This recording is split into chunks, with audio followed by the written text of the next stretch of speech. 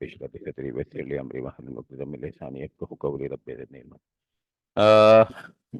Start ले रहे हैं अपने सिलेबस का। जो आपके सामने शीट पड़ी हुई है, देख रहे हैं आप लोग। तो ये डॉक्यूमेंट जो है वो आज हमें पढ़ना है। This is the idea what we have to cover during the session, यानी हमारे जो है वो सेशन के अंदर हमें क्या क्या चीजें कवर करनी है, सिलेबस के हवाले से क्या क्या आई के रिक्वायरमेंट्स हैं, इस डॉक्यूमेंट के अंदर हम पढ़ने जाएंगे। अच्छा, फर्स्ट ऑफ ऑल जो है वो ये बता दूं आपको कि भाई आपके पास पढ़ने की चार चीजें होंगी। नंबर वन ये होगा कि आपके पास जो है वो एक आई का स्टडी टेक्स्ट है। ठीक है, जो स्टडी टेक्स्ट पढ़ के जाएगा वो 12 सिलेबस पूरा करके जाएगा, आई का कहना ये है। इधर उधर ये नोट से वो कर लेंगे वो कर लेंगे, तो इससे जो है वो ये होगा मामला कि फिर उसमें आप जो है वो एक मिसगाइडेड सिचुएशन में रहेंगे कि पेपर उस नोट्स के हिसाब से आया तो काम होगा वरना नहीं होगा। तो आपको आई का स्टडी टेक्स्ट पढ़ना जरूरी है। नोट्स वोट्स कोई पढ़ते हैं वो अपनी जगह पे, मगर आई का स्टडी टेक्स्ट आपको पढ़ना जरूरी है। तो आई का स्टडी टेक्स्ट जो है वो इंशाल्लाह एक हफ्ते में आ जाएगा, 8-10 दिन और लगेंगे, वो आ जाएगा, वो आप लोगों के पास अवेलेबल होना चाहिए। इसी तरीके से आई का जो स्टडी टेक्स्ट है, इसके साथ आई की एक क्वेश्चन बैंक भी है। वो क्वेश्चन बैंक के अंदर आई ने ये किया हुआ है कि पास पेपर्स जितने भी हैं जो कि बहरहाल आपको करने चाहिए, उन्होंने उसको नई रीजिम के अंदर ट्रांसफॉर्म कर दिया है। असल में टैक्स लॉ जो है हर अटेम्प्ट में चेंज होता है। टैक्स लॉ ये नहीं है कि 5 साल पहले जो टैक्स लॉ था आज उसके मुकाबले में पता नहीं कहाँ का कहाँ पहुंच गया। ये जो नोट्स वगैरह मैं आपके साथ भी शेयर करूंगा क्लास के अंदर, ये आप देखेंगे कि हर अटेम्प्ट में ये नए बन रहे होते हैं। आप में से अगर कोई बच्चा ऐसा है जो पिछली क्लास में भी हमारे साथ अवेलेबल था, तो वो देखेगा कि यार पिछली क्लास में तो इस चीज के नोट भी अलग थे, इस तरह की बातें भी अलग थी। अब तो माशाल्लाह रिकॉर्डिंग वगैरह भी अवेलेबल होती है, तो आप पुरानी रिकॉर्डिंग को देखेंगे और आज की रिकॉर्डिंग को देखेंगे तो इसमें बहुत ज्यादा फर्क नजर आएगा।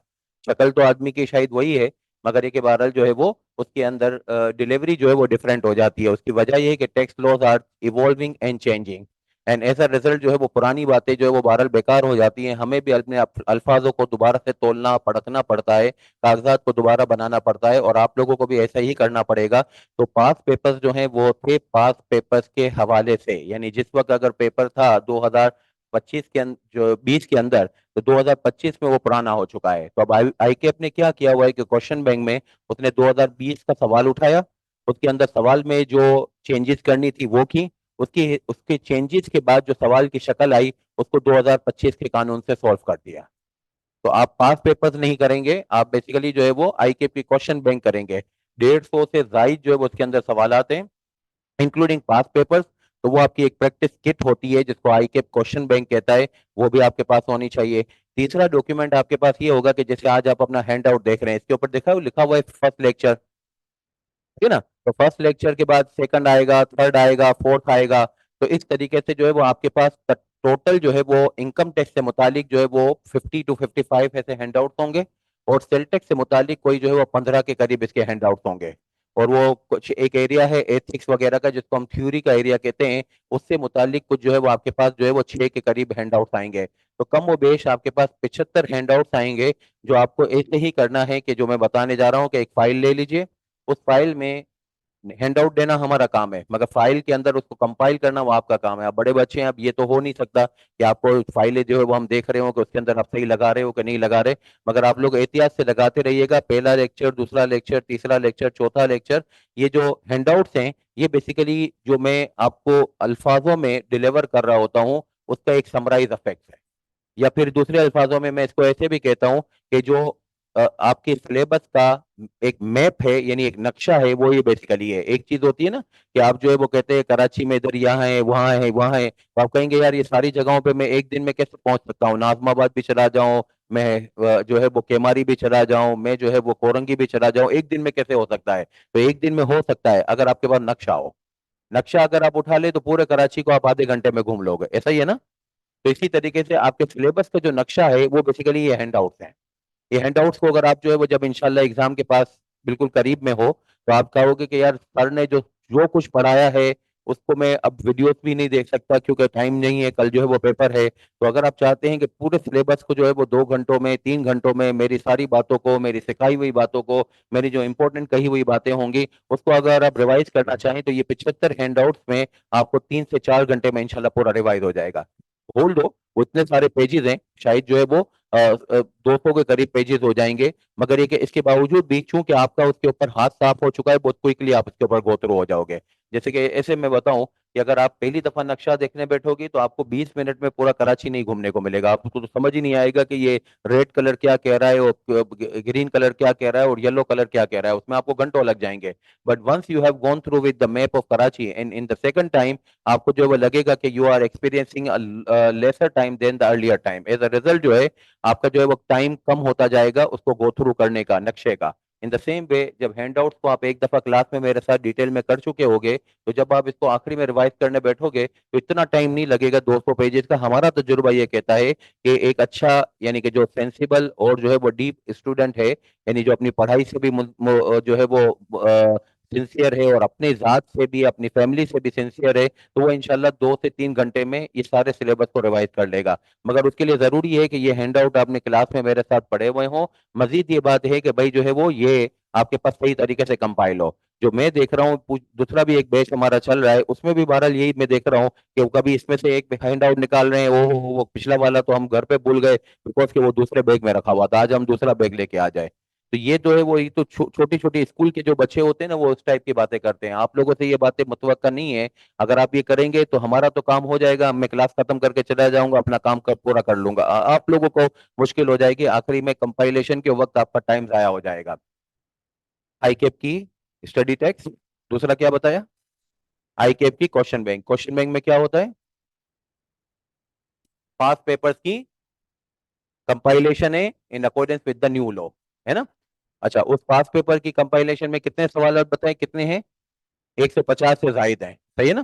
तो वही आपको करने हैं। तीसरे नंबर पे क्या बताया? ये हैंडआउट्स। हैंडआउट्स कब तकरीबन कितने होंगे? 75 के करीब। और इसके अंदर जो है वो क्या होगा? इसकी ये समरी है हमारे लेक्चर्स की, हमारे सिलेबस की। और ये आपको कहाँ पे कंपाइल करना है? एक फाइल के अंदर कंपाइल करना है। अच्छा, फिर इसके बाद जो है वो चौथे नंबर पे बातचीत होगी कि एक आपके पास मुस्तकिल बुनियादों पे रजिस्टर हो। जैसे दो लोगों का तो मुझे नजर आ रहा है, इन्होंने भी माशाल्लाह इफ्तिताह किया है नए रजिस्टर का। ये बीवी भी नए नए रजिस्टर लेके आई हैं, आज पहली दफा उसको खोलने जा रही हैं। तो इतने इत्माम से लाई हैं, तो मुझे लग रहा है कि आइंदा भी इसको मुस्तकिल बुनियादों पर यूज करेंगे। मगर हर किसी के पास नजर नहीं आ रहा। वही होगा, वो दूसरे पेज में होता है कि एक दफा 2 पेज लाएं, अगली दफा जो है वो अरे दूसरे भी निकला पीछे से। तो वो कोई जो है अगली दफा डायरी आ गई, फिर इसके बाद थर्ड टाइम को रजिस्टर आ गया, चौथे टाइम यार मूड नहीं बन रहा है तो आज कुछ लिखेंगे नहीं। तो फिर इसमें आप मुसीबत में आ जाएंगे। असल में जो टेक्स्ट का पेपर है, अराउंड जो है वो 58 मार्क्स जो है वो न्यूमेरिकल होते हैं। न्यूमेरिकल कैलकुलेटर पे सॉल्व करने के। अब कैलकुलेटर पे सॉल्व करने वाला जो काम होता है, इसको तो फिर रजिस्टर पे ही सिखाना पड़ेगा। ठीक है ना? रजिस्टर पे सिखाना पड़ेगा। और ये रजिस्टर पे सिखाने के पॉइंट ऑफ व्यू से कुछ बोर्ड पे, अब आजकल तो स्क्रीन हो गई, स्क्रीन पे सॉल्व करना पड़ता है। मैं स्क्रीन पे सॉल्व कर रहा हूँ, आपको रजिस्टर में करना पड़ेगा, क्योंकि बहरहाल मुझे तो किसी दर्जे में इजाजत मिल गई है कि मैं स्क्रीन पे लिख सकता हूँ। आपका अभी आज के दिन जो पेपर हो रहा है वो इलेक्ट्रॉनिक नहीं है, पेन और पेपर के ऊपर होगा। तो नतीजतन आपको मेरे साथ जो है वो इसी तरीके से जैसे मैं स्क्रीन पे लिख रहा हूँ, आपको अपने पेपर पे लिखना होगा। और ये पेपर अगर आपके पास जो है वो मुस्तकिल बुनियादों पे एक जो है वो कंपाइल फॉर्म में होंगे, तो आपको बहुत सहूलत रहेगी। तो 4 चीजें आपके पास होनी चाहिए। Number 1, study text. दूसरा, क्वेश्चन बैंक। तीसरा, हैंडआउट्स की फाइल। ठीक है ना? चौथे नंबर पे रजिस्टर। तो ये 4 चीजें इंशाल्लाह आपके पास होंगी और इसकी इसी की बुनियादों पे इंशाल्लाह हमारा सिलेबस जो है वो डिलीवर होगा। यही बात हुई। अच्छा, अब आप आइएगा, आज की क्लास में हम लोग जो है वो शुरू करने जा रहे हैं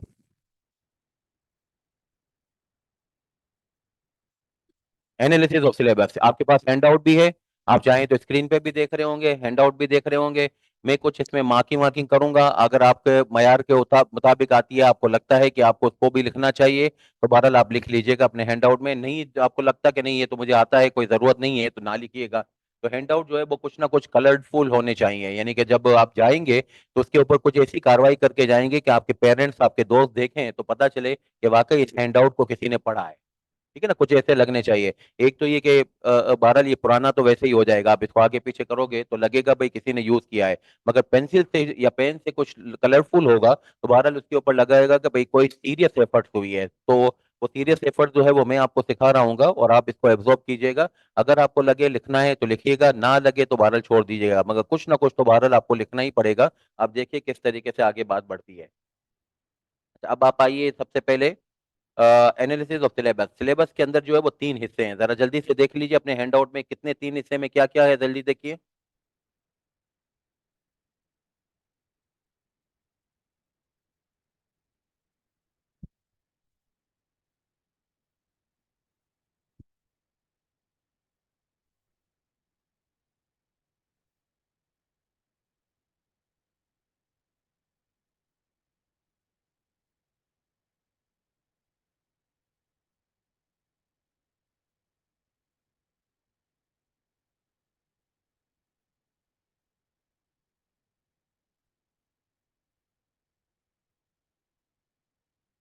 देख लिया आपने? अच्छा, मेरी तरफ से जो पहला एरिया है आपके सिलेबस में वो प्योरली थ्योरी है। थ्योरी का मतलब ये होता है कि रिप्रोड्यूस कर देना लॉ को, या चीजों को रिप्रोड्यूस कर देना। थ्योरी समझ रहे हैं ना? थ्योरी मतलब पैराग्राफिंग। और बाकी जो है वो जो दो एरियाज हैं, टू और थ्री, वो थ्योरी भी है और न्यूमेरिकल भी है। उसमें मेजोरिटी न्यूमेरिकल है और पार्शियली जो है वो थ्योरी है। तो तीन एरियाज हैं। प्योरली जो है वो थ्योरी वाला एरिया है, उसके अंदर जो है वो सीरियल नंबर 1 है। उसके मार्क्स कितने हैं? 5 से 10। और इनकम टैक्स का एरिया कितना है? 60 to 75। और तीसरा क्या है? Sales tax. ये जो है वो कितना है? कितना? 25 to 30। 20 to 30। अच्छा, 20 to 30 का मतलब ये कि 20 से कम नहीं होगा और 30 से ज्यादा नहीं होगा। और 60 से 75 का मतलब ये हुआ कि 60 से कम नहीं होगा और 75 से ज्यादा नहीं होगा। और जो थ्योरी वाला एरिया है वो है कि 5 से कम नहीं होगा और 10 से ज्यादा नहीं होगा। ऐसा ही है। अच्छा, आपको ये पता है कि जो टैक्सेस जो है वो वसूल करने वाला इदारा हमारे मुल्क में कौन सा है, जिसको आप मेरे साथ क्लास में पढ़ रहे होगे? FBI, है ना? तो ये आपको मालूम है कि FBI जो है वो सालाना कितना टैक्स इकट्ठा करता है? आपसे और मुझसे सबसे लेता है ना? बताइए। मालूम है? नहीं मालूम? कोई सोचो, थोड़ा सा आइडिया लगाओ, गलत बोल दो कोई बात नहीं है। कितना होता होगा?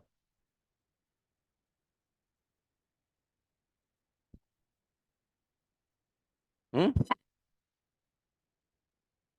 नहीं? नहीं? नहीं आइडिया? 13,000 अरब रुपए। कितने? 13,000 अरब रुपए। पिछले साल जो है वो इन्होंने 9,500 अरब रुपए इकट्ठे किए थे। पिछले साल का मुराद है जून 30, 2024 के लिए। और जिस साल में आपको मैं पढ़ा रहा हूँ, जिस कानून को आप पढ़ोगे, इस कानून के तहत FBI जो इकट्ठे करेगा, इसकी जो टारगेट है वो है 13,000 अरब रुपए। और 13,000 अरब रुपए को अगर आप 365 से डिवाइड करो, कैलकुलेटर उठाओ तो जरा।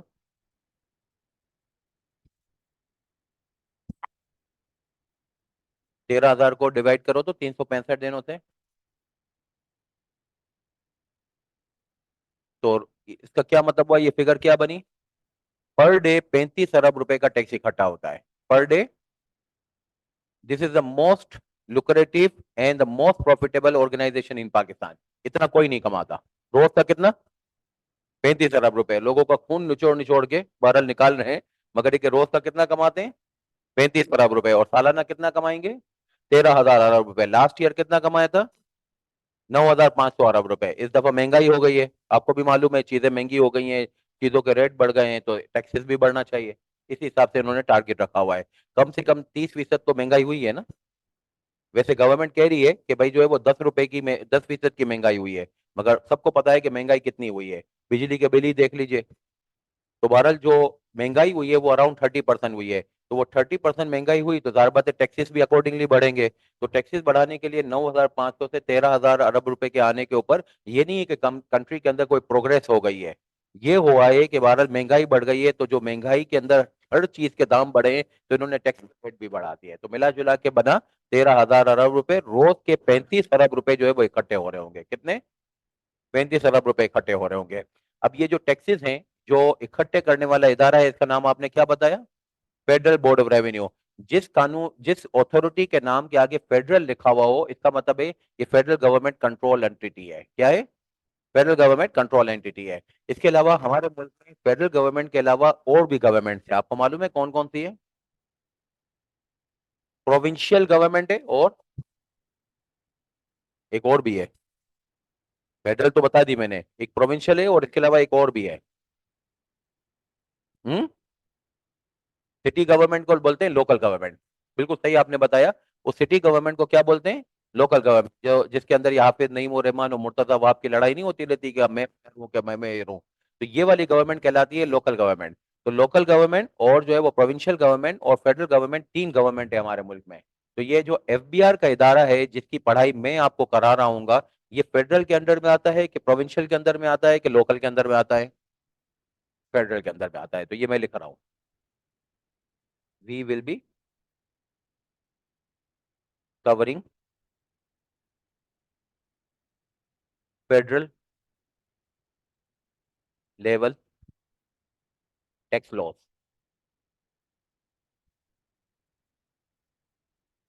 और ये फेडरल लेवल टैक्स लॉस जो है वो किसके थ्रू इन्फोर्स हो रहे हैं, कौन से जो है वो अथॉरिटी के through? Hmm. Enforce through. Hmm. FBR, बिल्कुल सही। समझ गए?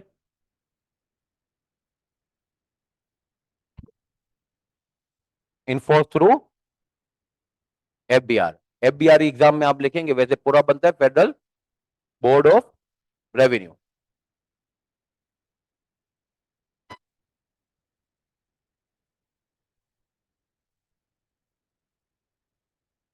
तो ये जो टैक्सेशन लॉस आप मेरे साथ पढ़ोगे, बेसिकली ये गवर्नमेंट की 13,000 अरब रुपए इकट्ठे करने की कार्रवाई है, जिसको हमारे सिलेबस के अंदर तीन जो है वो हिस्सों में डिवाइड किया गया है, थ्योरी में, इनकम टैक्स में और सेल टैक्स में।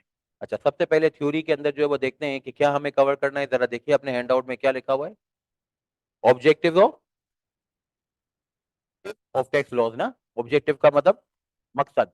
टैक्स लॉ का मकसद क्या है? इसके अंदर मैंने ब्रीफली आपसे आज थोड़ा सा इनपुट जो है वो डिस्कस करना है। इसमें रेवेन्यू मकसद भी होता है और नॉन रेवेन्यू मकसद भी होता है। रेवेन्यू मकसद क्या?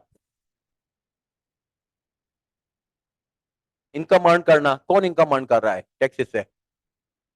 आप आज की क्लास में, मेरी वाली क्लास में ये बोलोगे ना, फेडरल गवर्नमेंट अर्न कर रही है। प्रोविंशियल गवर्नमेंट के कानून वगैरह तो हमारे सिलेबस में है ही नहीं, हम उसको नहीं पढ़ेंगे। हम क्या बोल रहे होंगे कि फेडरल गवर्नमेंट टैक्सेस से रेवेन्यू अर्न कर रही है, यानी अपनी कमाई हासिल कर रही है। और वो कमाई मैंने आपको बता दी कितनी है, 13,000 अरब रुपए सालाना, और रोज के तकरीबन 35 अरब रुपए। ऐसा ही हुआ। अच्छा, टैक्स लॉ में रेवेन्यू तो इकट्ठा होता ही होता है, इसमें नॉन रेवेन्यू ऑब्जेक्टिव भी है। वो क्या है?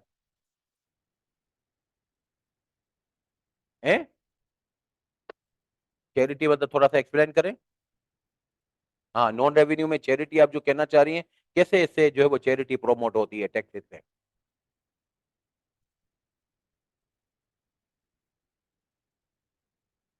इसका टैक्स लॉ से क्या ताल्लुक है?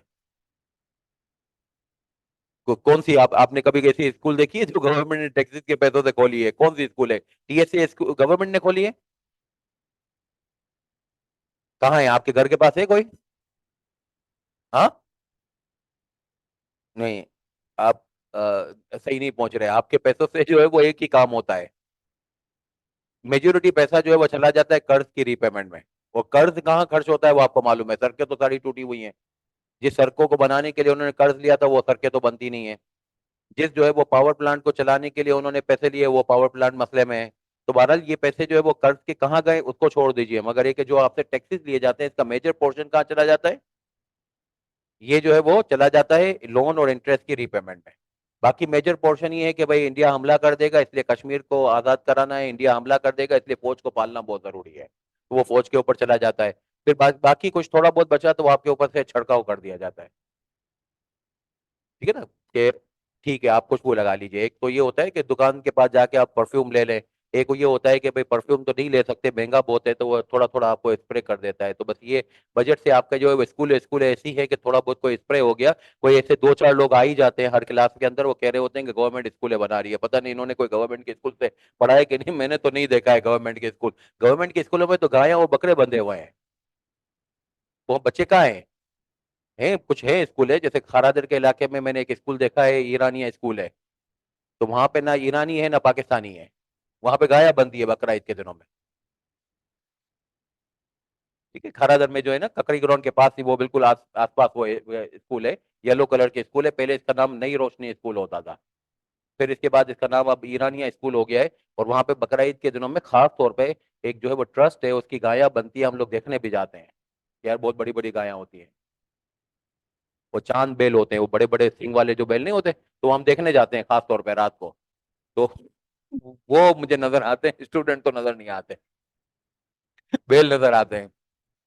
तो बहरहाल जो है वो गवर्नमेंट के स्कूल, ये जो नॉन रेवेन्यू ऑब्जेक्टिव है वो मैं आपको सिखाऊं, मुझे आपसे इनपुट चाहिए था मगर नहीं आप दे सके, वो सुनिए।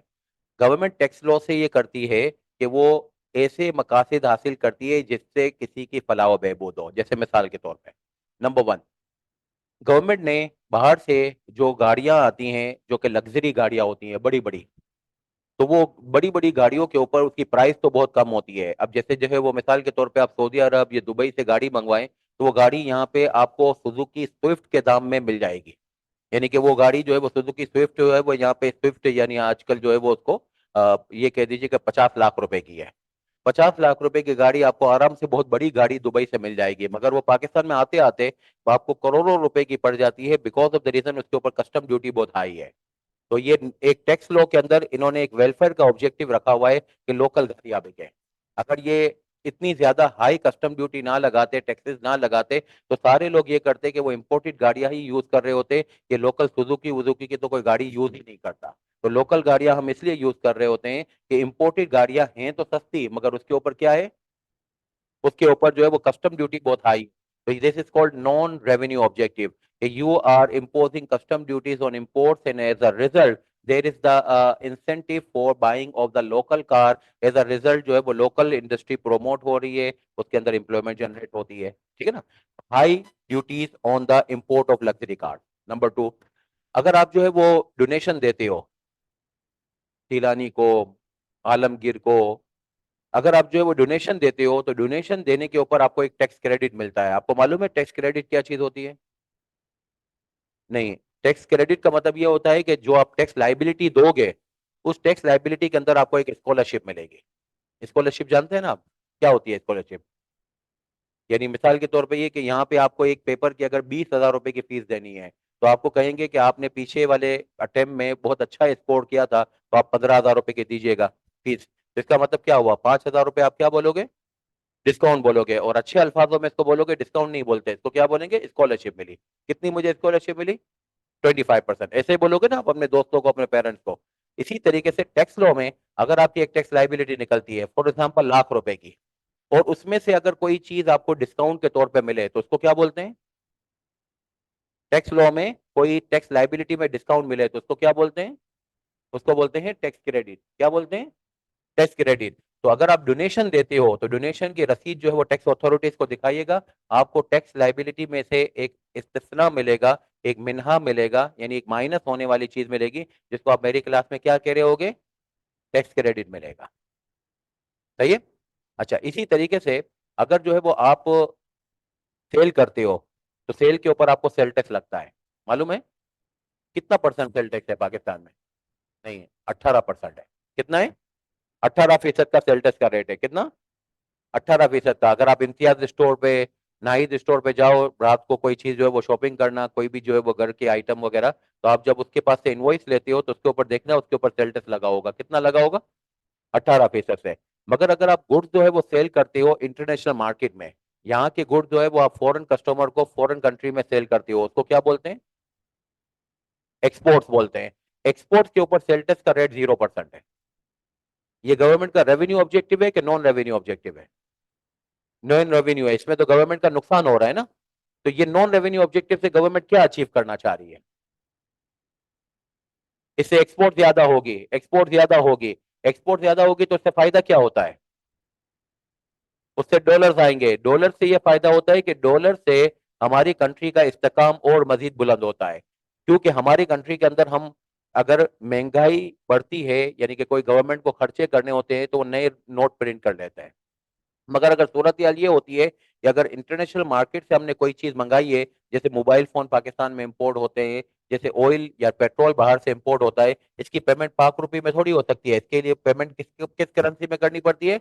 डॉलर्स में करनी पड़ती है। और डॉलर्स में करने के लिए डॉलर्स हो तो वो करेंगे ना। तो डॉलर्स कहाँ से आएंगे? एक्सपोर्ट से आते हैं। तो जो डॉलर्स एक्सपोर्ट से आते हैं, उसके ऊपर इंसेंटिव गवर्नमेंट इसलिए दे रही है कि ज्यादा से ज्यादा डॉलर्स आए। और ज्यादा से ज्यादा डॉलर्स आएंगे तो ज्यादा से ज्यादा अच्छे तरीके से टाइमली पेमेंट हो सकेगी, ऑयल की, मोबाइल फोन की और दूसरी इंपोर्ट की। और इससे कंट्री का इस्तेकाम बढ़ता है, और मजीद ये कि इससे फिर हमें फॉरेन करेंसी लोन लेने की भी हाजत कम हो जाती है। तो again this is called non revenue objective.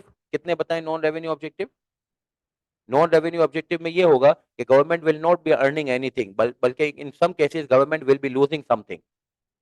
बताइए। तीन बताए ना मैंने, कौन कौन से? हायर ड्यूटीज ऑन कौन सी वाली कार बोली थी? Luxury car. अच्छा, फिर क्या बताया? Zero rating cell tax on export. अच्छा, फिर तीसरा क्या बताया?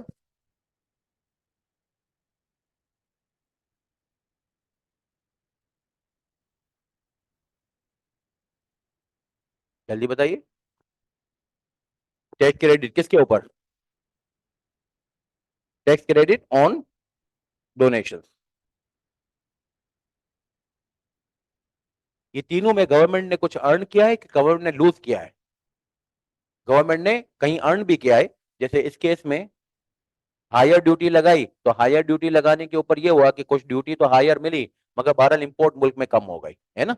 दूसरे में तो नुकसान हो रहा है गवर्नमेंट का, दूसरे में किसमें? जीरो रेटिंग और सेल टैक्स में, और तीसरे में टैक्स क्रेडिट में। मगर इससे गवर्नमेंट का क्या मकसद अचीव हो जाता है? Non revenue objective.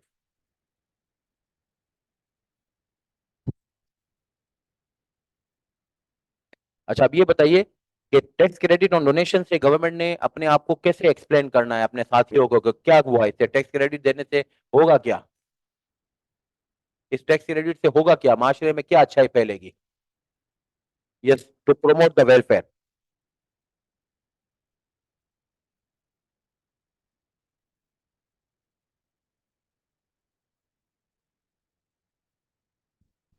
अच्छा, जीरो रेटिंग और सेल टैक्स से क्या होगा?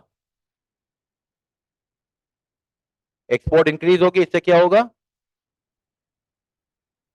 To support foreign exchange reserve, ऐसे लिख दूं? हम्म, सही है ना? आपको समझ आ जाएगा ना? फॉरेन एक्सचेंज रिजर्व को सपोर्ट मिलता है इससे। फॉरेन एक्सचेंज रिजर्व को, आर ई एस मतलब रिजर्व, एक्सचेंज मतलब फॉरेन एक्सचेंज का जो जखायर है हमारे। और higher duties on luxury car, इससे क्या फायदा होगा? लोकल इंडस्ट्री को सपोर्ट मिलेगा ना?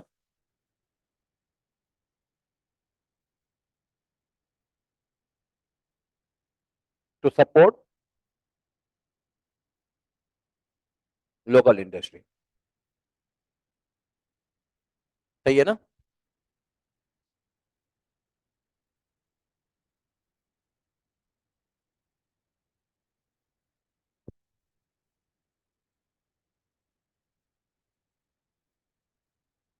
अभी आप इसको एक मरतबा सुकून से पढ़िए, तो मैं आपसे कोई सवाल पूछता हूँ। 2 मिनट ले लीजिए और इसको पढ़िए, ये पूरे टॉपिक को, ये पहले वाली लाइन को। ये थ्योरी वाला है, तो आपको थोड़ा सा इसके ऊपर बोलने आना चाहिए। बोलोगे सही से तो जहन में सोचे सही डेवलप हो जाएंगी, उसकी बेस पे फिर सही आप लिख सकोगे।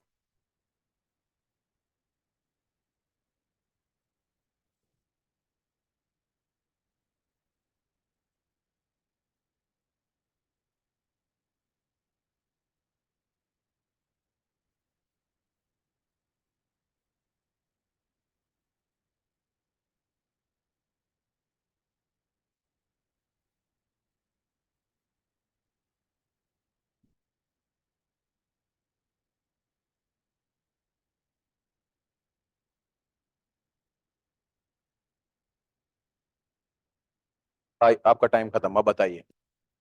आप बताइए, ऑब्जेक्टिव ऑफ टैक्स लॉस क्या है?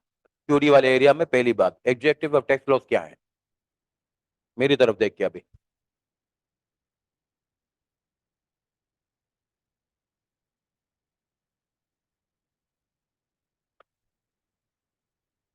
आप बताइए।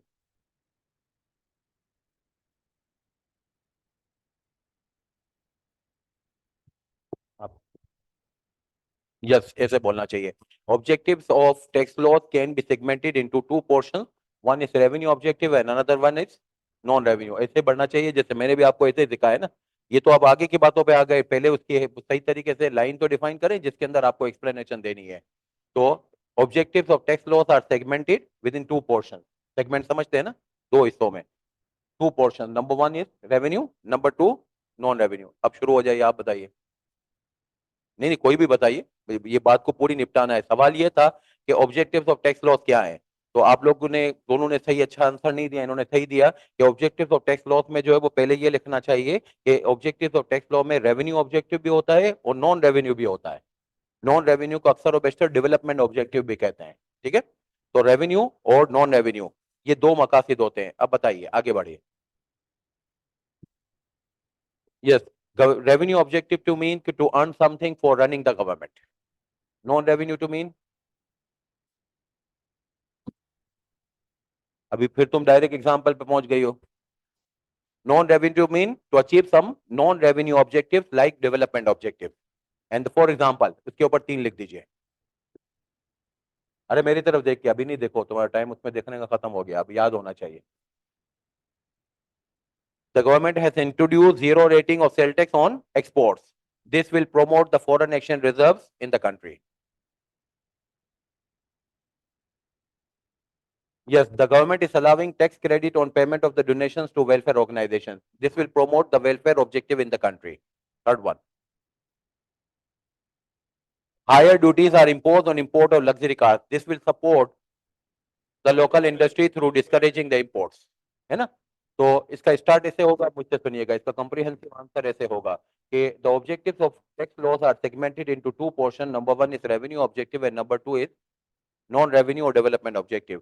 Through the revenue objective, the government will be earning something for running the machinery of the government.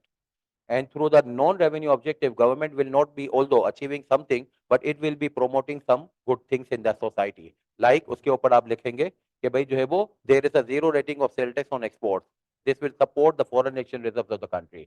Like the government is allowing tax credit on payment of the donation. This will promote the welfare in the country. And number three, the government has imposed higher custom duties on the luxury cars. As a result, there will be the discouraging of the imports and there will be the support to the local industry.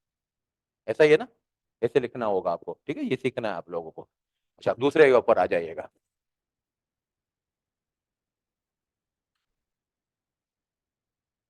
Systems and historical background.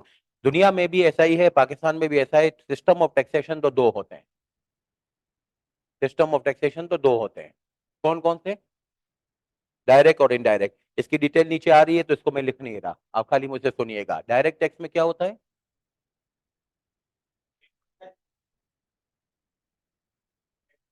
वो तो direct example पे पहुंच गए। Principal क्या होता है? बिल्कुल, आपने इकोनॉमिक्स में पढ़ा होगा कि अगर पेमेंट और बर्डन सेम आदमी के ऊपर हो तो ऐसा टैक्स डायरेक्ट टैक्स कहलाता है। जैसे इन्होंने एग्जांपल दी कि सैलरी है आपकी, तो सैलरी किसकी इनकम है? आपकी। टैक्स कौन दे रहा है? आप ही दे रहे हो, तो this is called direct tax. है ना? और इनडायरेक्ट टैक्स क्या होता है? पेमेंट जो है वो एक आदमी करता है और बर्डन दूसरे आदमी के ऊपर होता है। इसकी एग्जांपल, सेल टैक्स क्या होता है? सेल टैक्स में बर्डन किसके ऊपर होता है? कंज्यूमर के ऊपर होता है, आपके ऊपर होता है। आप ये पानी जो पी रहे हैं, ये खरीद के जब लाए थे आप, तो इसके ऊपर आपको सेल टैक्स लगा था। तो आपने पानी के बर्डन को, यानी पानी की जो प्राइस का बर्डन है, उसके अंदर सेल टैक्स का भी बर्डन आपने उठाया। मगर इस सेल टैक्स को आपने गवर्नमेंट को नहीं दिया, किसने दिया है? इंडस्ट्री ने नहीं, दुकानदार ने, जिस दुकानदार से आपने खरीदा है। ऐसा ही है ना? दुकानदार is making the payment to the government of the sale tax and the burden is being pass on to the consumer. तो बर्डन कंज्यूमर के ऊपर है, पेमेंट हो रही है सेल टैक्स की जो है वो गवर्नमेंट, दुकानदार या बहरहाल इंडस्ट्री की तरफ से। तो as a result sale tax क्या बन गया? इनडायरेक्ट टैक्स बन गया। तो इसकी डिटेल नीचे आ रही है, खाली मैं आपको याददानी के लिए कि ये दो टाइप के होते हैं सिस्टम। नंबर वन, कौन कौन से? Direct and indirect. इसकी अंग्रेजी नीचे आ जाती है। तो ये क्लियर? अच्छा, historical background. What is the historical background?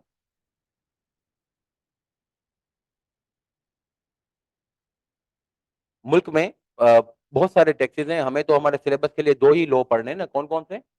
Income tax का लॉ और सेल टैक्स का लॉ। तो बताइए, इनकम टैक्स आपकी पैदाइश के बाद लगना शुरू हुआ है मुल्क में, कि आपकी पैदाइश से पहले भी था? पहले से था। आपकी पैदाइश कब हुई है माशाल्लाह? 2004 में हुई है, तो इससे पहले भी टैक्स होता था? नहीं होता था? इनकम टैक्स होता था, सेल टैक्स होता था? सेल टैक्स नहीं होता था, वो आपकी पैदाइश के बाद लगा है। हैं? नहीं नहीं, आपके लिए नहीं, किसी के लिए भी बोल रहा हूं मैं। आप तो अभी भी शायद नहीं देते हो इनकम टैक्स, आप देते हो? आज भी नहीं देते इनकम टैक्स, तो आज आप भी नहीं, आज भी नहीं देते। तो बहरहाल जो है वो आपकी पैदाइश से पहले इनकम टैक्स था, आपको मालूम है? कैसे पता चला? हाँ, हिस्टोरिकल बैकग्राउंड तो अभी आपको मुझे पढ़ाना है, इसीलिए मैं देख रहा हूँ कि आपको मालूम कितना है। जितना आपको मालूम होगा उसके हिसाब से फिर मैं अपने अल्फाजों को जो है वो डिलीवर करूंगा, बात लंबी ना हो जाए, तो इसलिए नॉर्मली मैं ये करता हूँ कि आप लोगों से इनपुट ले लेता हूँ। आपकी नॉलेज मालूम हो जाती है तो फिर मुझे अपनी बात की लेंथ का अंदाजा हो जाता है। तो आपको मालूम है कि भाई आपकी पैदाइश से पहले था टैक्स, ये इन्होंने आपने अभी कहा है। इनकम टैक्स था।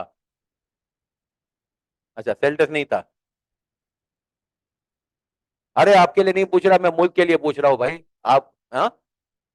अच्छा आप बताइए। आपकी मैं ईयर ऑफ बर्थ नहीं पूछूंगा, लड़कियों से नहीं पूछनी चाहिए। मगर एक बहरहाल आप बताइए कि आपकी पैदाइश से पहले था इनकम टैक्स या नहीं था? था। अच्छा, सेल टैक्स था? हाँ, सेल टैक्स भी था। ठीक है, अब ये बताइए कि कब से था? ये नहीं मालूम। इसका मतलब है आपने तुक्का मारा है। अच्छा, अब मुझसे सुनिएगा। इनकम टैक्स लॉ जो है वो पाकिस्तान बनने से, यानी कि बनने के फौरन बाद ही आ गया था। पाकिस्तान बनने के फौरन बाद ही आ गया था। और सेल टैक्स जो है वो आया है 1951 में, 1951 मतलब 51। सेल टैक्स आया है कब? 1951 में। और इनकम टैक्स जो है वो पाकिस्तान बनने के साथ ही था। अच्छा, अब कैसे हुआ? जब पाकिस्तान बना उस वक्त जो है वो पाकिस्तान तो बिल्कुल कंगाल था, कोई कैश रिजर्व वगैरह तो थे नहीं, पुरानी पुरानी ट्रेनें और जो है वो सब जो है वो पकड़ा दिए थे उन्होंने। तो बहरहाल इसके बाद जो है वो हमें कायदे आजम को फिक्र हुई अर्निंग्स की, तो उस अर्निंग्स के ऊपर जो है वो मशवरे दिए गए कि भाई टैक्स का लॉ होना चाहिए। अब टैक्स के लॉ के ऊपर जो है वो सूरत हाल ये थी कि इतनी जल्दी टैक्स का लॉ कैसे बनाए। तो ये हुआ कि पाकिस्तान बनते ही इनकम टैक्स लगा है। मगर वो पहला जो कानून था जिससे इनकम टैक्स जो है वो मुल्क में चालू हुआ, शुरू हुआ, वो था इनकम टैक्स एक्ट 1922। क्या था? Income tax act 1922। Income tax act 1922 जो है, आपको नाम से अंदाजा हो रहा है कब आया था? 1922 में। इनकम टैक्स एक्ट 1922 कब आया था? 1922 में। ये 22 का जो साल है पाकिस्तान की पैदाइश या इंडिपेंडेंस से पहले का है कि बाद का है? पहले का है। तो पाकिस्तान का जो पहला टैक्स लॉ था वो बेसिकली माइग्रेटेड टैक्स लॉ था। माइग्रेटेड मतलब एडॉप्ट किया हुआ था। पाकिस्तान ने पहला इनकम टैक्स लॉ नहीं बनाया था। 1922 का जो कानून था, जो कि बड़े सगीर में इनकम टैक्स का कानून कहलाता था, इंडो पाक के अंदर जो इनकम टैक्स का कानून था उसी को हमने एडॉप्ट कर लिया। तो पाकिस्तान का पहला इनकम टैक्स का कानून कौन सा था? Income tax act 1922। अच्छा, 1922 का कानून को मैं माइग्रेटेड लॉ कहता हूं, बल्कि आपकी किताब में भी ऐसा ही लिखा हुआ है। माइग्रेटेड क्यों कह रहे हैं? क्योंकि ये एडॉप्टेड है, आपने खुद नहीं बनाया था। कहां से आपने एडॉप्ट किया था? इंडो पाक से एडॉप्ट किया था। इसके बाद क्या हुआ? इसके बाद ये हुआ, अब मुझसे सुनिएगा, मैं इसका अभी आपको अच्छा सा मैप भी बना देता हूँ। इसके बाद ये हुआ कि 1947 में ये हमने 1922 का कानून एडॉप्ट किया। चलते गए चलते गए चलते गए और 79 पे पहुंच गए। 79 पे पहुंचे तो मतलब है तकरीबन हम 32 साल गुजार चुके हैं। कितने? 32 साल गुजार चुके। जब 79 में पहुंचे तो फिर महसूस हुआ कि यार अब तो अपना इनकम टैक्स का कानून बना ले। तो फिर उस जरूरत हाल में उस वक्त जियाउल हक साहब जो है वो हमारे मुल्क के जो है वो प्रेसिडेंट होते थे। ये बेसिकली जो है वो आर्मी रूलर थे, और उन्होंने भुट्टो साहब को फांसी दे के बहरहाल जो है वो हैंग करके फिर अपनी हुकूमत जमाई थी। और इनको मार्शल लॉ के दौर में बहरहाल ये कानून बनाने की सूझी कि इनकम टैक्स का कानून ही यार हमारे मुल्क में नहीं बना हुआ, चलो बनाते हैं। उसका नाम उन्होंने रखा इनकम टैक्स ऑर्डिनेंस 1979। तो पाकिस्तान में पहला जो इनकम टैक्स का कानून अप्लाई होना शुरू हुआ था वो इनकम टैक्स एक्ट 1922 था। मगर पहला बनाया हुआ कानून जो है वो 1979 का ऑर्डिनेंस था। समझ गए? कितने साल के बाद बनाया हमने? तकरीबन 32 साल ऑफ इंडिपेंडेंस के बाद। फिर आए, चलते गए चलते गए चलते गए, तकरीबन जो है वो फिर अगेन 32 साल हो गए। 32 साल जो है वो 1979 से अगर मैं गिनूं तो बनता है 2001। बना? 2001 में एक और आर्मी रूलर था, उसका नाम था जनरल परवेज मुशर्रफ। वो नवाज शरीफ को हटा के आए थे। तो जनरल परवेज मुशर्रफ ने कहा कि भाई जो है वो ये 1979 का ऑर्डिनेंस काफी पुराना हो गया है, अब नया बनाते हैं। तो उन्होंने 1979 के ऑर्डिनेंस को खत्म किया और फिर एक नया इनकम टैक्स का कानून आया जिसका नाम था इनकम टैक्स ऑर्डिनेंस 2001। तो आज जो आपको मैं पढ़ा रहा हूँ वो कौन सा वाला कानून है? Income tax ordinance 2001। और ये दो सीढ़ियां चढ़ के तीसरा कानून है। कौन सी दो सीढ़ियां थी? इनकम टैक्स एक्ट 1922 और इनकम टैक्स ऑर्डिनेंस 1979। ये दो सीढ़ियां चढ़ के अब हम कहां पहुंचे? इनकम टैक्स ऑर्डिनेंस 2001 के ऊपर। तो ये इसका हिस्टोरिकल बैकग्राउंड है। अब इसकी जरा थोड़ी सी मैप से सुन लीजिएगा।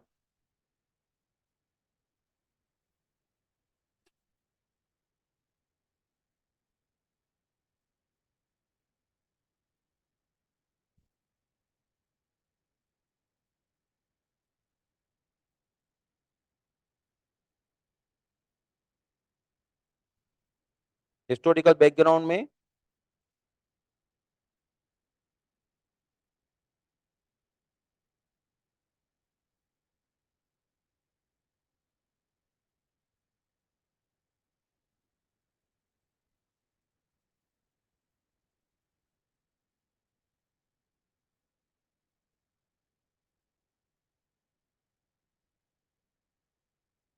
अच्छा, हिस्टोरिकल बैकग्राउंड में पहला वाला कौन सा बताया इनकम टैक्स के अंदर?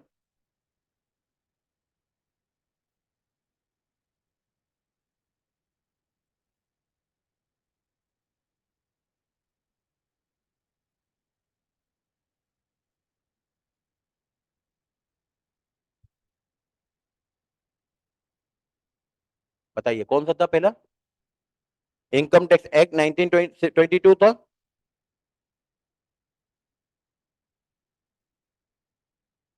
दूसरा इनकम टैक्स ऑर्डिनेंस 1979। और आखिरी इनकम टैक्स ऑर्डिनेंस 2001। आप आज कौन सा पढ़ रहे हो?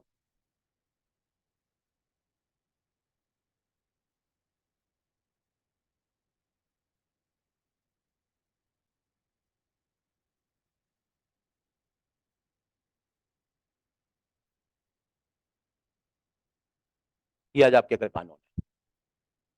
अच्छा, इसमें एडॉप्टेड कौन सा है और सेल्फ मेड कौन सा है? 1979 वाला, 1922 वाला एडॉप्टेड है। अब कैसे पता चला आपको एडॉप्टेड है ये?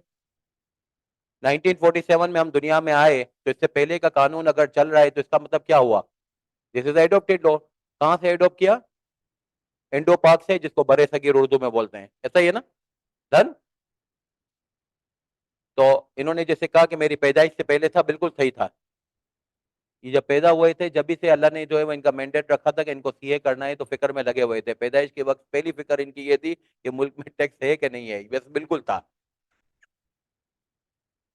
सही है। बिल्कुल था। आपकी बिल्कुल बात सही है। आपकी भी बात बिल्कुल सही है।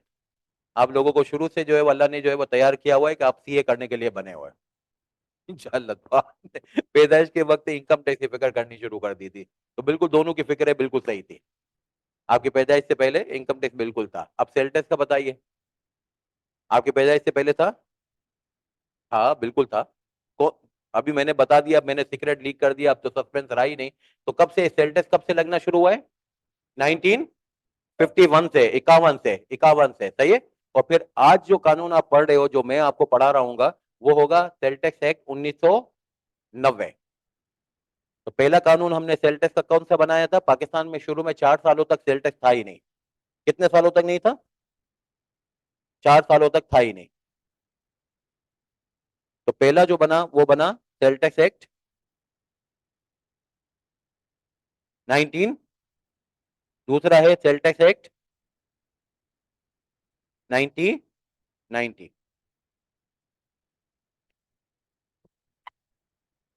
This is called historical background.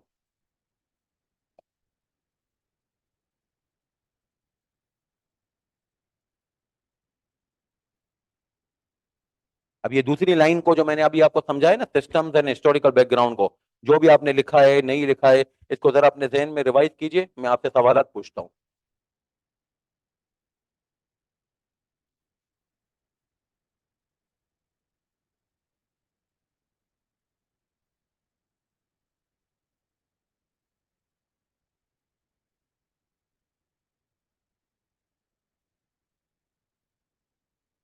1990। दूसरा और आखिरी आज का कौन सा है? 1990। शुरू के 4 सालों में कौन सा था पाकिस्तान बनने के? कोई भी नहीं।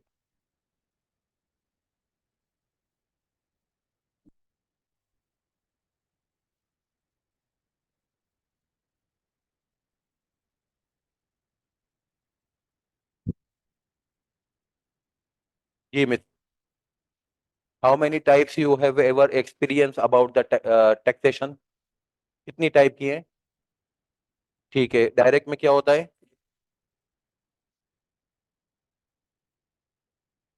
इम्पैक्ट और इंसिडेंस एक ही चीज होती है भाई।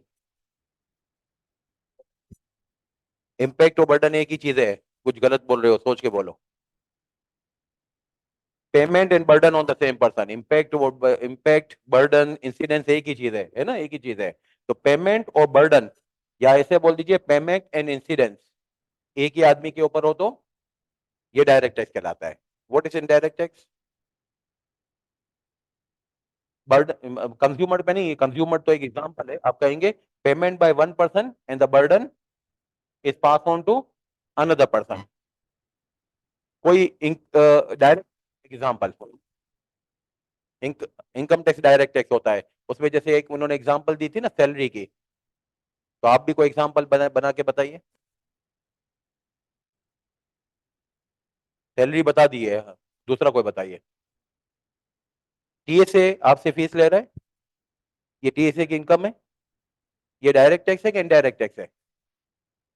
डायरेक्ट टैक्स है ना, क्योंकि टीएसए इनकम अर्न कर रहा है और टीएसए ही उसके ऊपर इनकम टैक्स पे कर रहा है। नतीजतन जो है वो ये क्या हो गया, ये डायरेक्ट टैक्स हो गया। इनडायरेक्ट टैक्स की एक example.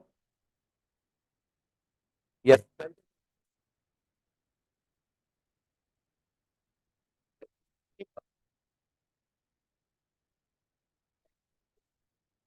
But within your sale price, in impact, तो within the sale price आप सेल्स की प्राइस, बर्डन आया आपके ऊपर, मगर गवर्नमेंट को that's why sale tax is called indirect tax. ये हो गया टैक्सेस की सिस्टम्स या टाइप्स। अब बताइए हिस्टोरिकल बैकग्राउंड। आप इधर नहीं देखो, मेरी तरफ देखो।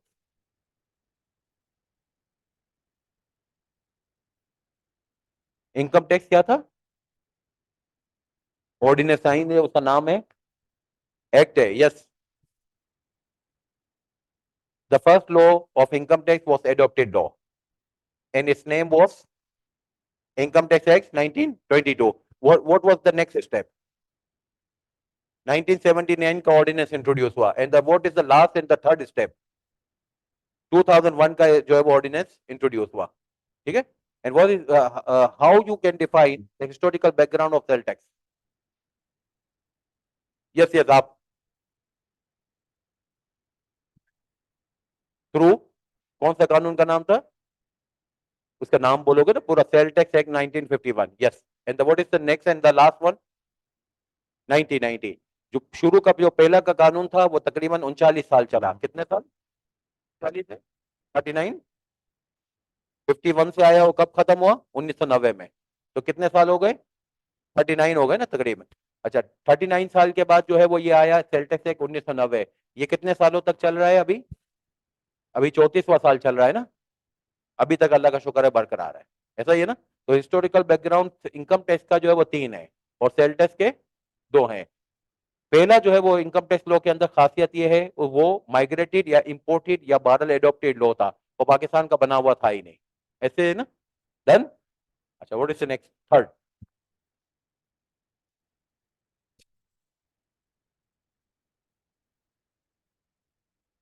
थर्ड एरिया है हमारे पास, वो है constitutional provision.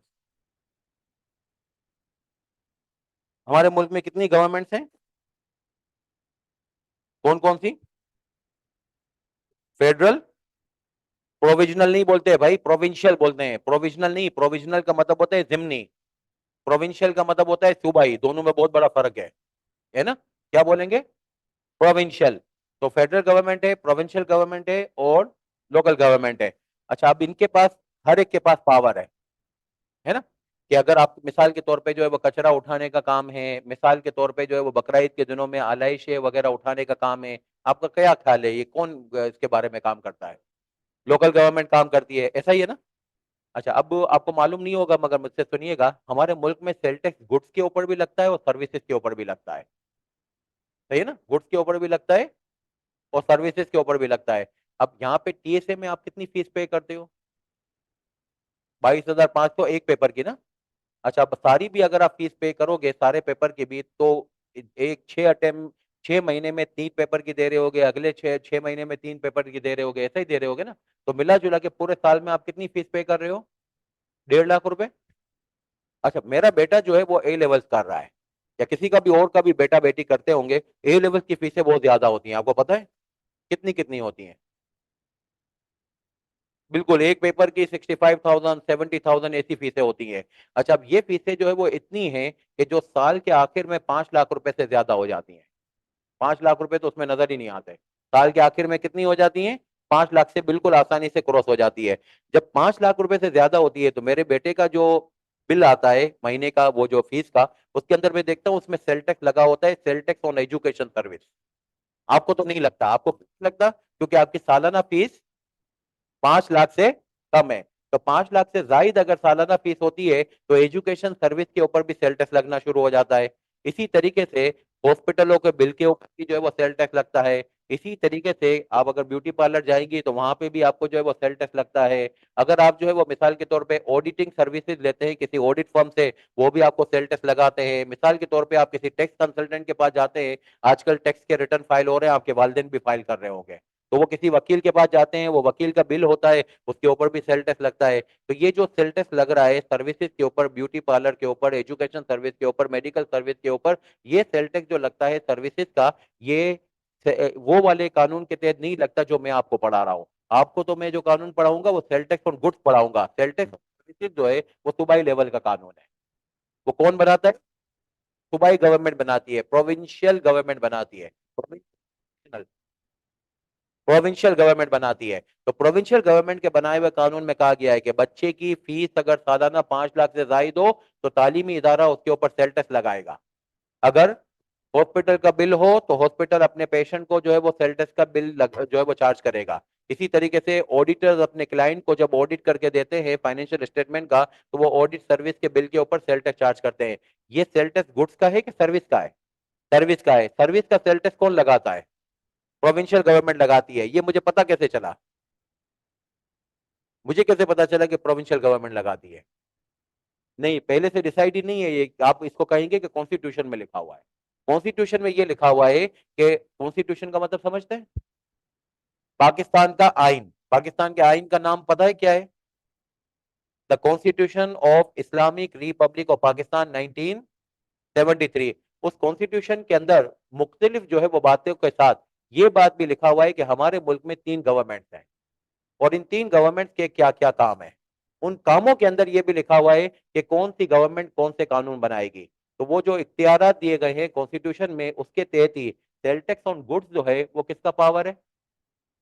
Cell tax on goods federal का पावर है। इनकम टैक्स किसका पावर है? फेडरल का पावर है। और सेल टैक्स ऑन सर्विसेज किसका कानून है? प्रोविंशियल का कानून। समझ गए? तो कॉन्स्टिट्यूशन प्रोविजन के अंदर ये मिलेगा कि डिस्ट्रीब्यूशन ऑफ पावर्स है। क्या है? Distribution of powers. फेडरेशन के पास क्या है और प्रोविंसेस के पास क्या है? लोकल गवर्नमेंट के भी पास। मगर लोकल गवर्नमेंट हमारे मुल्क में इतनी अफेक्टिव नहीं है, इनकी लड़ाई होती रहती है, काम सही कर नहीं पा रहे। तो अफेक्टिवली हमारी बात इसी के ऊपर होगी कि फेडरेशन के पावर क्या है और प्रोविंसेस के पावर क्या है। समझ गए? हम्म। अच्छा, आप मुझे ये बताइए कि आपने अभी मुझसे पढ़ा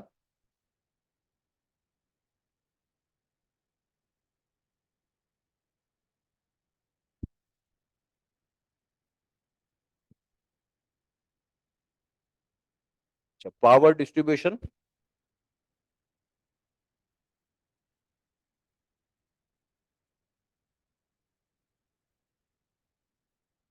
for taxing.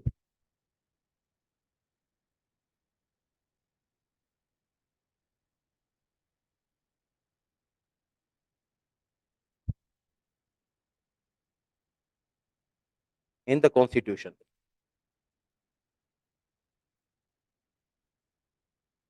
In the constitution.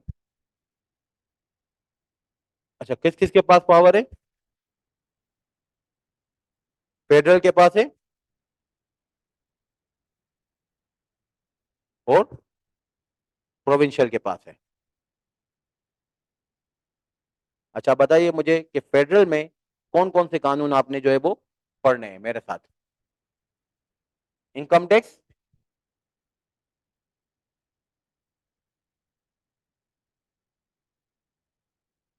Ordinance 2001 और सेल टैक्स एक्ट 1990। अच्छा, प्रोविंशियल के पास जो पावर है, प्रोविंशियल हमारे सिलेबस का पार्ट नहीं है, मगर एक आइडिया के लिए कि कौन सा कानून जो है वो प्रोविंशियल के अंदर में आता है, जिसको आपने जिंदगी में देखा होगा, सेल टैक्स ऑन सर्विसेज।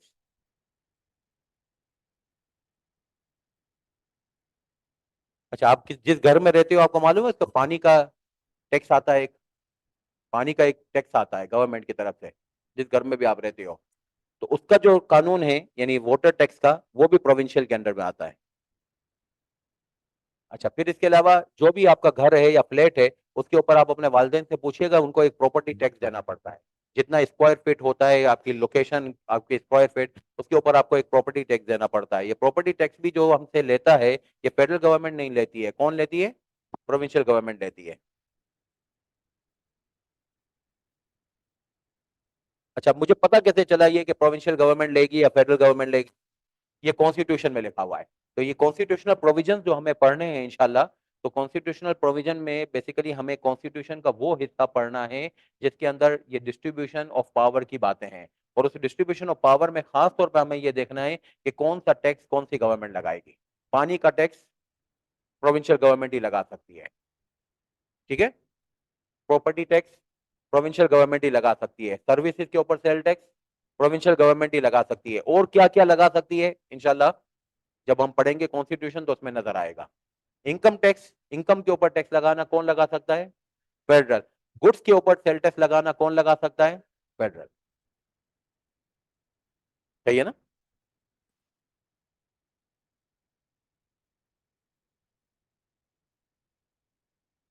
इसको भी आप ऐसे ही पढ़ लीजिए, मैं आपसे सवाल पूछता हूँ फिर, जैसे मैंने आपने दूसरी चीजों में पढ़ा है अपने।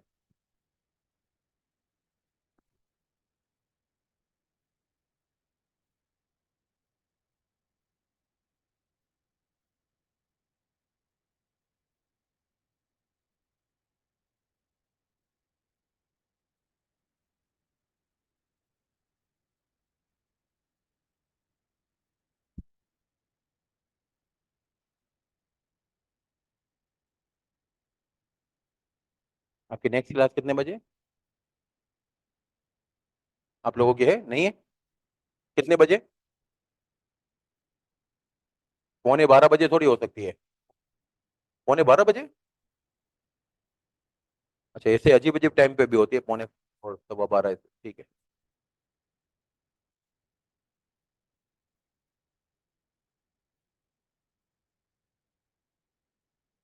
और ये हमारा टाइम खत्म हो रहा था 11:30 का ना, मगर एक हम थोड़ा सा एक्सटेंड कर लेते हैं, क्योंकि वो उसमें फंस गए थे ना ये शुरू शुरू में।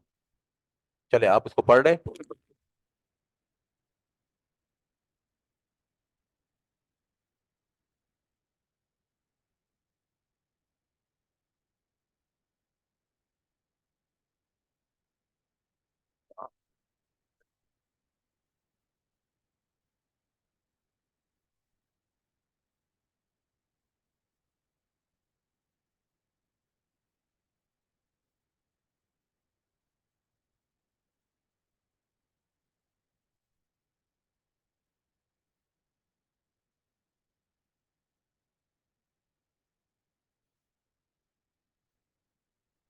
बताइए, कॉन्स्टिट्यूशनल प्रोविजंस का क्या मतलब है?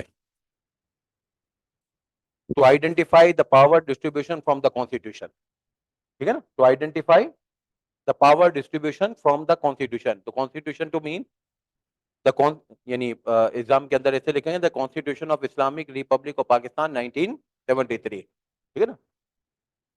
अच्छा, पावर डिस्ट्रीब्यूशन के अंदर क्या आइडेंटिफाई करेंगे? Which government will impose which type of tax, which government will impose which type of tax, ठीक है ना, which government will impose which type of tax. तो there are some examples of the provincial level taxes. Sale tax on services, water tax, and property tax. There are some examples of the taxes on the federal level side. Income, income salary के बजाय income tax on income बोल दिया, सही है ना? अच्छा, आखिरी बात, एथिक्स। एथिक्स क्या चीज होती है?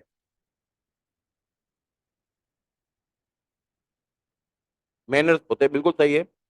इसको आप एक अच्छे वर्डिंग में कैसे एक्सप्लेन करोगे एग्जामिनर को?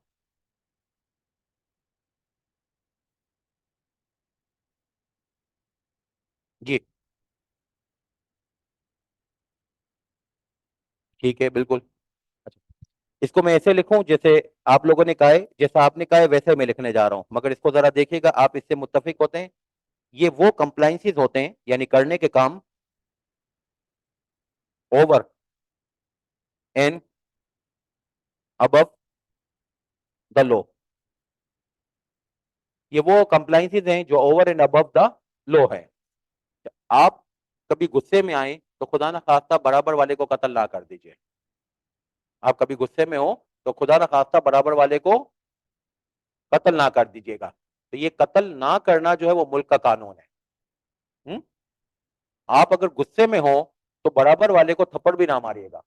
अगर ये थप्पड़ ना मारने की कानून में कहीं बात नहीं लिखी हुई है, आपको तो सारे कानून नहीं मालूम, मुझे मालूम है। अगर आप इसको थप्पड़ मार देते हैं बराबर में बैठा हुआ कि यार तुम क्या जो है वो उल्टे उल्टे जवाब दे रहे हो, क्लास में टाइम जाया कर रहे हो, इसको आपने थप्पड़ मार दिया, तो आपको कोई पुलिस नहीं पकड़ सकती है, क्योंकि ये किसी कानून में नहीं लिखा हुआ कि आप जो है वो इसको थप्पड़ मारे या ना मारे। ठीक है ना? मगर आप इसको थप्पड़ नहीं मारेंगे, आप क्या कहेंगे?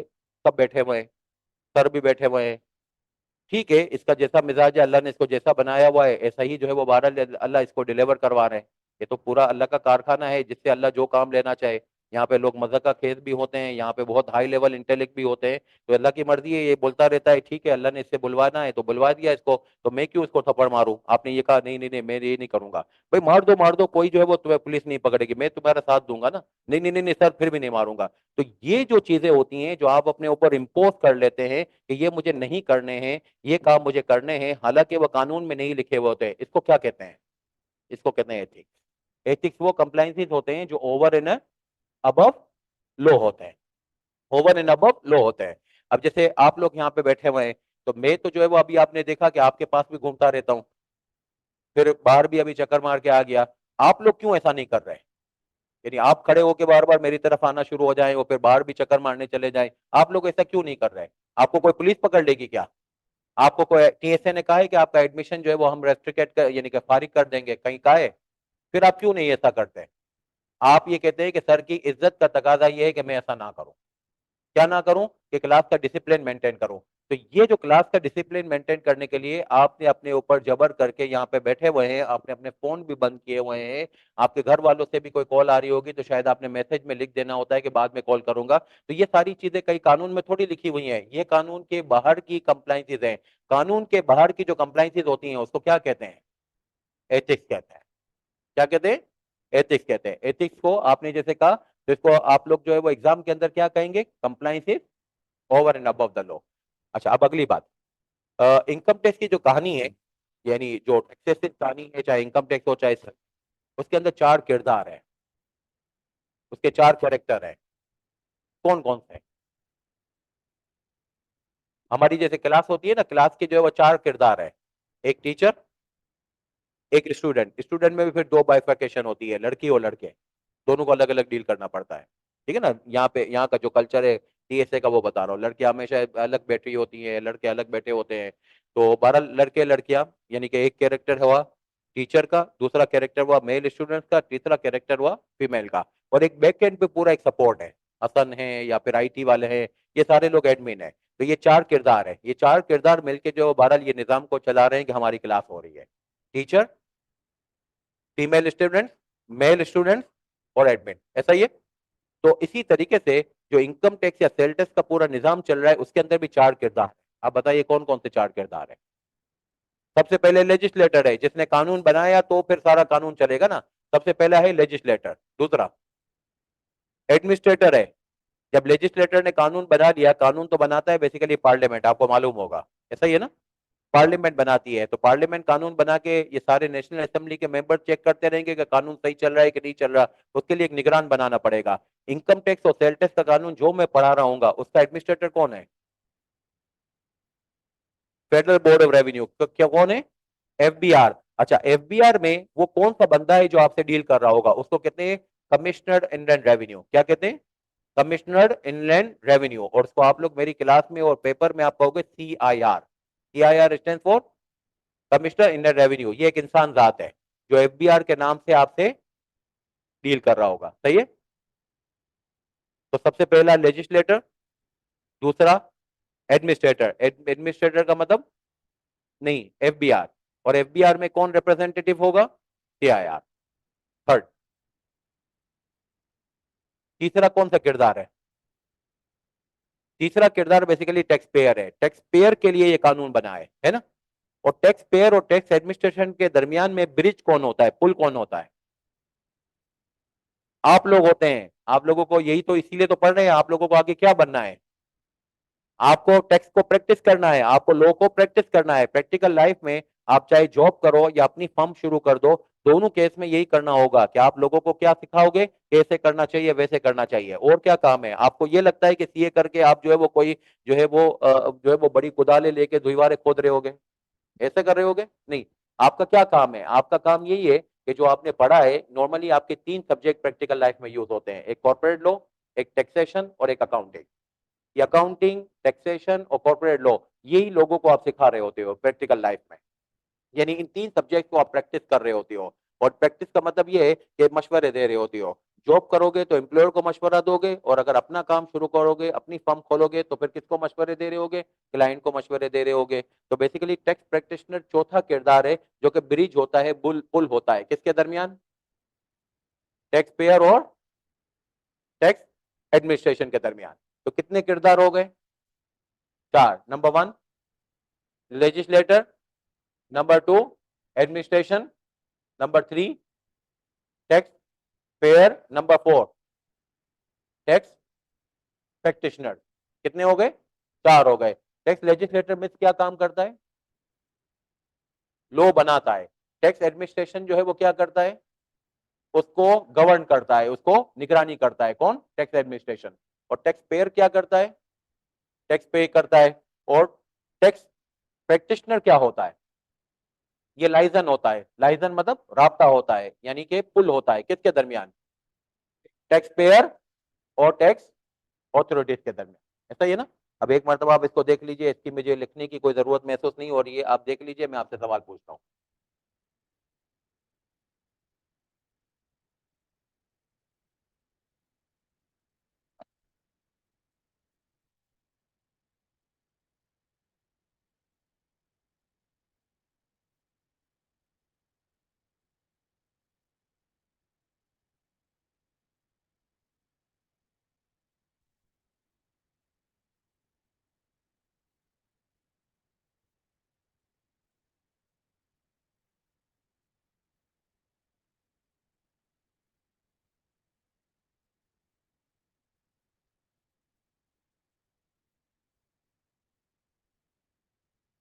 एथिक्स क्या चीज होती है? Over and above the law जो कंप्लाइंसेस होती है उसको क्या कहते हैं? एथिक्स कहते हैं। There are four players within the tax law. Number one legislator, number two administrator, number three tax payer, number four tax practitioner है। लेजिस्लेटर क्या करता है? वो मेक द लॉ। एडमिनिस्ट्रेटर क्या करता है? गवर्न करता है, govern the law. Tax payer क्या करता है? पे द टैक्सेस। टैक्स प्रैक्टिशनर क्या करता है? लाइजन करता है, राब्ते को अंग्रेजी में बोलते हैं लाइजन करता है between tax payer and tax administration. सही है।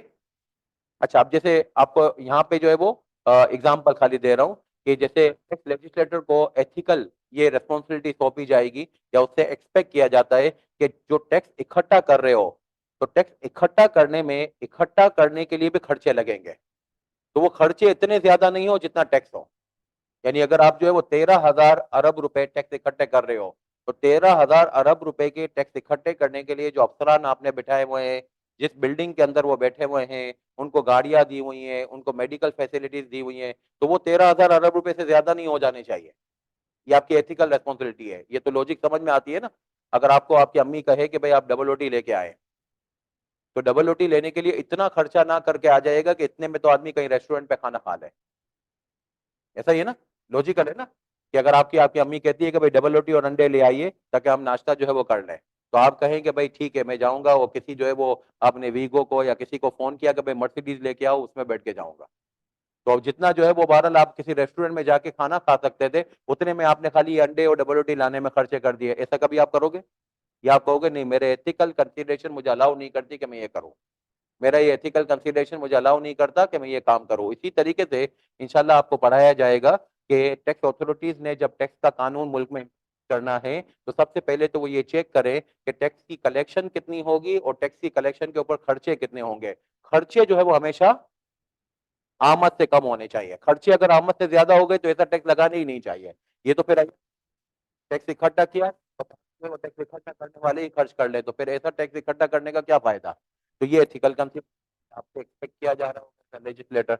तो इसी तरह बातें हम जो है वो टैक्स अथॉरिटीज के लिए भी पढ़ेंगे, टैक्स लेजिस्लेटर के लिए भी पढ़ेंगे, टैक्स प्रैक्टिशनर के लिए भी पढ़ेंगे और टैक्स पेयर के लिए भी पढ़ेंगे, जो कि शायद कानून में कहीं नहीं लिखी हुई होंगी, मगर कहा जाएगा कि आपसे एक सिटीजन होने के नाते, एक अच्छा शहरी होने के नाते, एक अच्छा इदारा होने के नाते एक्सपेक्ट की जा रही हैं। और फिर आप कहेंगे कि यार ये किताब में तो कहीं लॉ की शक्ल में तो नहीं लिखी हुई, फिर आप हमसे ये क्यों एक्सपेक्टेशन रख रहे हैं? तो ये एक्सपेक्टेशन क्या है? ये एक्सपेक्टेशन क्या है? ये एथिक्स है। मैं जब क्लास में आया से बातचीत नहीं है, मगर मेरे जहन में एक था कि आप कैसे होंगे। और मैं जब क्लास में आया तो आपकी भी मेरे बारे में पहले से कोई देखभाल, कोई बातचीत नहीं थी, मगर आपने मुझसे कुछ एक्सपेक्ट किया हुआ था। और शायद मैं आपके मयार के ऊपर पूरा उतरा या कैसा उतरा, मगर बहरहाल जो है वो करीब करीब तो उतर ही गया होगा। और एज अ रिजल्ट जो है वो ये जो सारी बातें आपने डिलीवर की क्लास में, मैंने जो है वो आपको डिलीवर की, ये सारी की सारी क्या है? एथिक्स है। ये किसी कानून में थोड़ी मिलेंगी कि रिजवान मनाई को ऐसे खड़ा होना चाहिए था, इससे ये पूछना चाहिए था, उससे ये पूछना चाहिए था। ना आपके बारे में कहीं किसी कानून में लिखा हुआ है। ये सारी हमारी क्या हुई? ये सारी हमारी एथिक्स हो गई। तो इसी तरीके से इन चारों किरदारों के भी हम एथिक्स पढ़ेंगे। थ्योरी वाला एरिया हमारा मुकम्मल हुआ। ओवरव्यू नंबर वन, क्या पढ़ा हमने थ्योरी में? ऑब्जेक्टिव। ऑब्जेक्टिव को दो हिस्सों में डिवाइड करते हैं, रेवेन्यू और नॉन रेवेन्यू ऑब्जेक्टिव। फिर हमने क्या पढ़ा? सिस्टम। सिस्टम दो होते हैं, तो इनडायरेक्ट टैक्स। और हिस्टोरिकल बैकग्राउंड क्या है? इनकम टैक्स की तीन किताबें हैं और सेल टैक्स की दो किताबें हैं। अच्छा, तीसरे नंबर पे कॉन्स्टिट्यूशनल प्रोविजन है, power distribution between federation provinces. Federal government कौन से कानून बनाएगी, प्रोविंशियल गवर्नमेंट कौन से कानून बनाएगी, इसको कॉन्स्टिट्यूशन से डायग्नोज करना, दिस इज कॉल्ड कॉन्स्टिट्यूशन को पढ़ना, कॉन्स्टिट्यूशनल प्रोविजन को आइडेंटिफाई करना। And the fourth one was ethics. Ethics में जो है वो ये हमें पढ़ना, तो भाई क्या ऐसे कंप्लाइंसेस हैं या क्या ऐसे करने की बातें हैं, क्या क्या ऐसे रुकने की बातें हैं जो ऑल्दो लॉ में नहीं लिखी हुई मगर मुझसे एक्सपेक्ट की जा रही हैं। एथिक्स जाहिर बात है उनके ऊपर एक्सपेक्ट की जाएंगी जो क्लास के हिस्से हों, यानी कैरेक्टर हों। तो टैक्स लॉ में कैरेक्टर चार हो, legislator, administrator, tax payer, tax practitioner. Clear हो गया? अब दूसरा एरिया, ये तो था 5 से 10 नंबर का एरिया। दूसरा एरिया हमारा कौन सा है? इनकम टैक्स, जो कितना है? 60 से 75 नंबर का है। और तीसरा एरिया कौन सा है? सेल टैक्स, जो कि 20 से 30 नंबर का है। मिला जुला के ये आइए, required capabilities and skills. The title of the sub practices, आपका जो टैक्स का पेपर है उसका नाम है टैक्स प्रैक्टिसेस। एक होता है टैक्स लॉ। टैक्स लॉ का मतलब ये होता है कि आदमी टैक्स के लॉ याद कर ले। जैसे कुरान जो है ना, कुरान जो है वो बहरहाल इनिशियली जो है वो टैक्स लॉ, यानी वो कुरानिक लॉ है, उसको हमें जो अल्लाह ने कहा है उसको मानना पड़ेगा, फिर उसको जिंदगी में राइज करना है। तो कुरान जो है वो बेसिकली कुरानिक लॉ भी है और कुरानिक प्रैक्टिस भी है।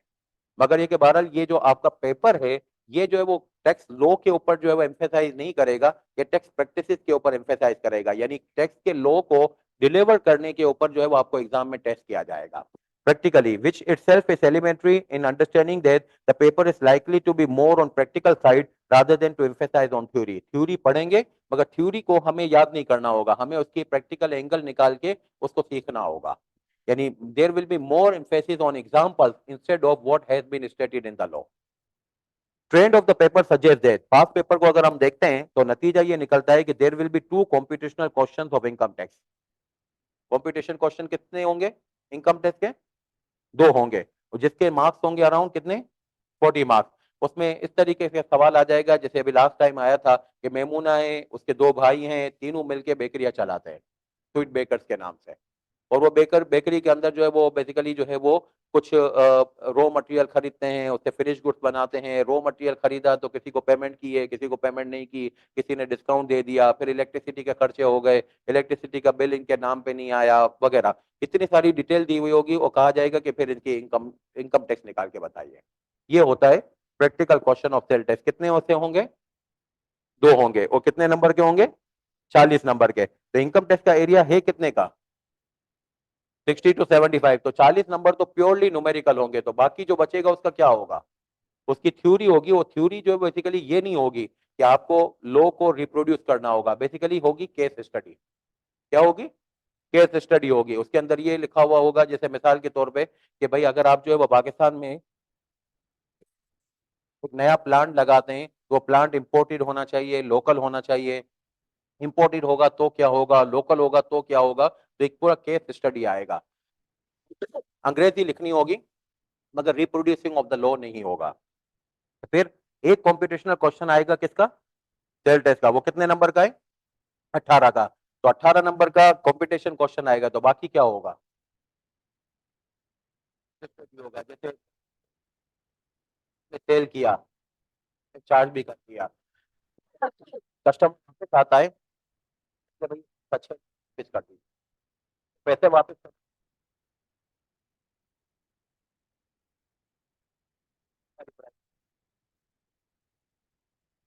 आपने गवर्नमेंट को तो टैक्स दिया, आपको मैंने सेल किया 100 रुपए की, 18 रुपए सेल टैक्स लगाया, तो कितने की आपको इनवॉइस की? 118 की। कुछ दिनों के बाद वापस आ गए कि भाई नहीं चाहिए, ये सही नहीं है, तो मैं आपको 118 रुपए वापस करूं कि 100 रुपए? 118 होता ऐसा ही है कि 118 वापस करने पड़ते हैं। मगर मैंने जो 18 रुपए आपसे लिए थे वो तो गवर्नमेंट को मैंने दे दिया। अब वो गवर्नमेंट से वापस क्लेम कर सकते हैं। ये थ्योरी के अंदर पूछा जाएगा आपको। ये नहीं पूछा जाएगा कि भाई जो है वो वापस क्या करना चाहिए, पूरा केस बना के दिया जाएगा कि आपने गवर्नमेंट उसको किस तरीके से हैंडल करना चाहिए, गवर्नमेंट किस तरीके से अप्रोच। ये सब को जो है वो स्टडी कहा जाता है। तो तीन क्वेश्चन हो गए कितने? दो इनकम टैक्स के, एक सेल टैक्स का। इनकम टैक्स का नंबर 40, सेल टैक्स का नंबर 18। कितने हो गए? 58। 58 के बाद जो है वो 10 तो थ्योरी वाले होंगे, यही जो थ्योरी वाले शुरू में एथिक्स है, कॉन्स्टिट्यूशनल प्रोविजन है। तो 58 प्लस 10, 68। बाकी 22 नंबर जो बचे, बाकी 32 नंबर जो बचे 68 से 100 तक पहुंचने के लिए, उसमें क्या आएगा? एमसीक्यूज नहीं होते, इनकम टैक्स में नहीं है वो, कॉर्पोरेट लॉ में और बिजनेस लॉ में।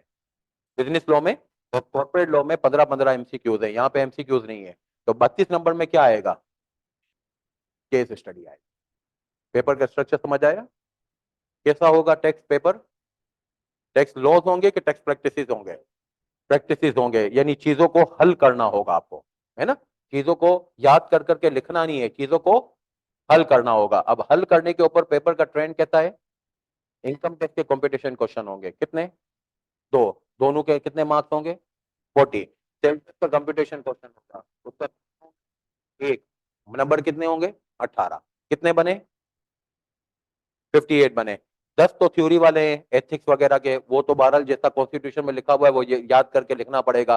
58 और 10 68। बाकी कितने बचे? 32। उसमें क्या होगा? कैसे? समझ गए? एक मरतबा ये पैराग्राफ पढ़ लीजिए, दोनों पैराग्राफ। पूछिए, कुछ पूछना है तो मुझसे।